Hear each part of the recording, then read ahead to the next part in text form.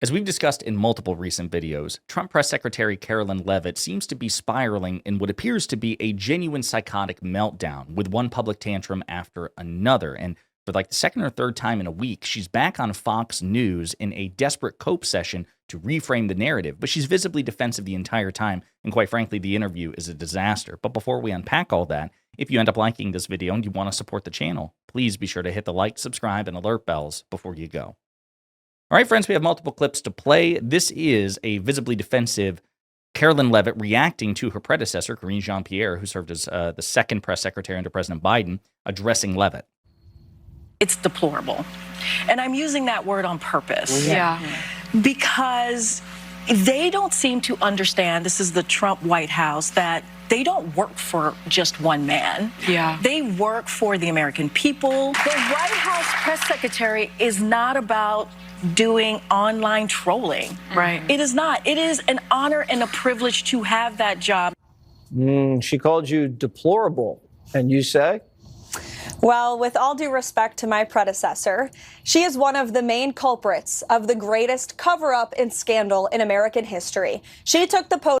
Wait, you're talking about the Trump cover-up of the Epstein files? What the hell did Karine Jean-Pierre have to do with that? Every day and lied to the press about the incompetence of her boss. And on this book tour, she continues to lie. She said this past week that Joe Biden would still be up for the job if he had, God forbid, been reelected in November. She actually said this week as well on a podcast that Joe Biden did more press engagements than President Trump currently does now. Any person across the aisle can tell you that is a bald-faced lie. And I will just add, when you talk to the real journalists, not the ones who are actually activists that pose as journalists, but the people who actually care about truth, and there are some of those left in the White House press corps, I work with them every day, they will tell you the Trump White House is the most accessible and transparent White House ever. Not only does the president take questions from the press on a near daily basis, multiple times per day, as he did today, but we also provide truthful and accurate information about what this administration is doing. Now, that's hilarious because, again, even though I think the media landscape is heavily tilted in Trump's favor and that they grade him on a curve, poll after poll after poll shows the American people recognize that Donald Trump is objectively more dishonest than Joe Biden and Kamala Harris and Hillary Clinton and Barack Obama. He has never equaled, let alone surpassed, his Democratic challengers with respect to honesty. So most Americans, including many Trump supporters, like, yeah, I know he's a liar and he's full of shit. I just like X, Y, and Z about him. So again, with her like clutching her pearls saying, you know, we're the most honest and transparent administration. Bullshit. And if you say that real journalists believe so, then what are their names? And are they prepared to go on the record and stake their professional reputations about it? Maybe what she really means is the MAGA podcasters like Tim Pool or Benny Johnson that she'll allow in the briefing room to ask the first questions that they believe the Trump administration is transparent. But the fact of the matter is, even though I agree, I don't think Karine Jean-Pierre said that President Biden engaged with the press more than Trump. I think what she said is that President Biden actually answered the press more than Trump does. And I do believe that that's the case. Simply, throwing out syllables on camera in front of a microphone to reporters doesn't mean that you're offering substantive questions or honest questions, or ideally substantive and honest answers, I should say, to questions. And so this idea that simply because Trump talks a lot, therefore he must be telling the truth is bullshit. But again, she's very defensive about what Karine Jean-Pierre had to say. Here's another clip. And by the way, it's the Democrats who created the broken healthcare system in this country through Obamacare that has led to rising premium and costs. It's this president, President Trump, who is taking on big pharma, who is cutting deals with them, who is working with insurance companies across the board to bring down the cost of healthcare in this country. So Donald Trump campaigned on repealing and replacing Obamacare in his first term. He failed abysmally. During the height of COVID, he tried to get the Supreme Court to strike it down as well. He failed. He got the mandate struck down, but Obamacare, most of it was preserved. And he's had a decade to come up with a plan. And all he can do is say, we have concepts of a plan. So again, she's full of shit. Trump has had multiple swings at Obamacare and has failed. And by the way, the American public don't want Obamacare to go away. They don't. They don't want Obamacare repealed. Now, single-payer health care, something like that, Medicare for all, then that might be different, but they don't want Trump care. They don't want the concepts of Trump's bullshit, stupid plan. And Obamacare, whether Trump likes it or not, is objectively more popular than anything Trump has ever done. So I think that's part of what this is. This particular tantrum is motivated by petty jealousy, knowing that Obama is objectively more popular than Donald Trump even now, and that the things that Obama did while in office are objectively more popular than anything Trump has ever done, because, of course, Trump is inferior to Obama, and quite frankly, Biden as well, but that's a separate issue.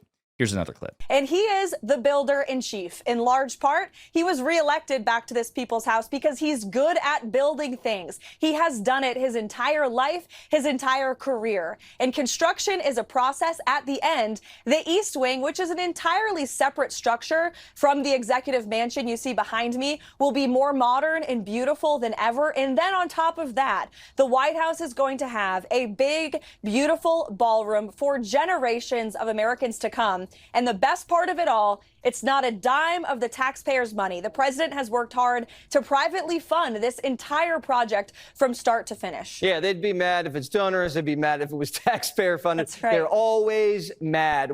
Well, we have no evidence that this is actually privately funded. Donald Trump says it will be, but again, he says a lot of things. He's a pathological and inveterate liar without peer, so we have no reason to take that at face value, number one. Number two, part of the problem is, and we'll see this in the other clip too, as they try to defend this vanity project, which is being done potentially on taxpayer dime. And by the way, I'll point out, as we discussed in a video yesterday, Trump is demanding that the Justice Department pay him $230 million,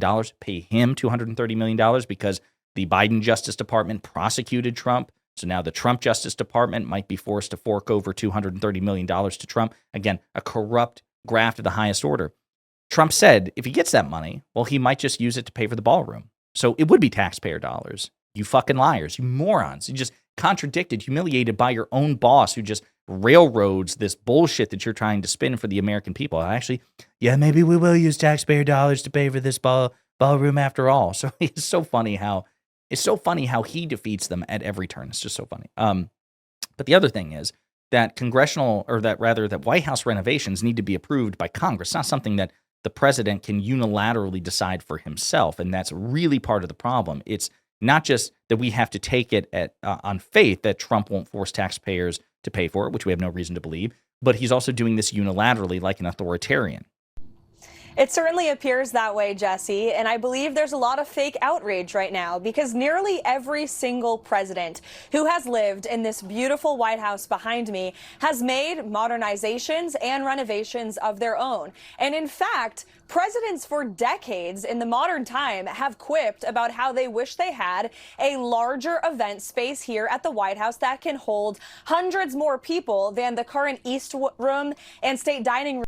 So again, when she talks about there have been other renovations, again, they have been congressionally approved. Part of the problem is we don't know the funding source for this, and Donald Trump did not get congressional approval, which, by the way, should be relatively easy, right? Given that his party controls Congress. It should be easy for him to go to the Republican Senate, the Republican House. Hey, guys, this isn't my house. I am living here as the executive resident, but it is not my property. I'm basically an occupant in it on the taxpayer dime. I want to make an alteration to it. Here's my plan. And by the way, in this plan, we're writing it down officially. Not a dime of taxpayer dollars will go to this. I will raise the funding for it privately, but I recognize I need public permission to do this. Can I get this permission? Well, his cultists in Congress would almost certainly say yes, right? And if they didn't, they probably have a good reason, right? Interesting that despite having being the party in favor, Trump avoided getting the party's permission. Very interesting. And again, just a mindset into him recognizing that even this Republican Party might have some sort of objection. And number two, him looking at Congress, which is supposed to be the predominant branch, as something to just simply ignore whenever he wants. Now, last thing I want to do is play a clip, because again, this is really about Karoline Leavitt's ongoing meltdown as she tries desperately to spin the narrative and defend Trump, but also to defend herself. I mean, that's why she was asked about Karine Jean-Pierre's words and why she spent so much time ranting about Karine Jean-Pierre. Remember, we covered this in a previous video. Karine Jean-Pierre in the clip that we first played referenced that Karoline Leavitt has become an online troll, and that's very, very true. And one of the most recent viral troll moments was her exchange with SV Date from Huffington Post, HuffPost, in which he asked her a good question about why the now canceled summit between Trump and Putin was supposed to take place in Budapest. At the time, it was still ongoing. And he raised a really good question about the historic significance of Budapest, why it might be a controversial decision, who chose Budapest. And Karoline Leavitt said, your mom. And she leaked her own texts, and she came off wildly unhinged. So that reporter was asked about this, and take a look. I wonder what you make of the accusation that you are a, quote, left-wing hack who routinely attacks the president. You did write a book a few years ago called The Useful Idiot about President Trump. What do you say to those comments? Well, I'll say this. When I started covering Donald Trump in 2015, I did not know him at all. In New York, real estate is not a thing that I ever covered. But everything that I've learned about him, and having covered his campaign and his presidency, the views I have about Donald Trump now are those that have come from my reporting and from my watching him and from my experience. And if I don't convey my conclusions about Donald Trump to my audience, then I'm failing them. I mean, people who are watching CNN or reading HuffPost or the New York Times for that matter, they shouldn't be expected to just get stenography and then go back and do all the historical research on what this man has said and done in the past before. I mean, I routinely say that the president lies. He does. He does. What can I do? I mean, that's who he is. And so I don't apologize for that at all. In fact, The Useful Idiot, the title, of course, is from an old Russian phrase about people who do things because they're being used by others. And that's, honestly, it's what it seemed in the first term. That's what was going on with President Trump. Well said. So he sounds perfectly reasonable. How dare you? You're such a left-wing hack for calling him a liar, for calling Trump a liar. Then maybe your boss just shouldn't lie so much. And maybe you take a deep breath and relax a little bit, Karoline, because you're having this unhinged meltdown. And quite frankly, it's unbecoming. People are calling you out for it, left, right, and center. And it doesn't seem you got 3 more years to go in this job, assuming you keep it, right?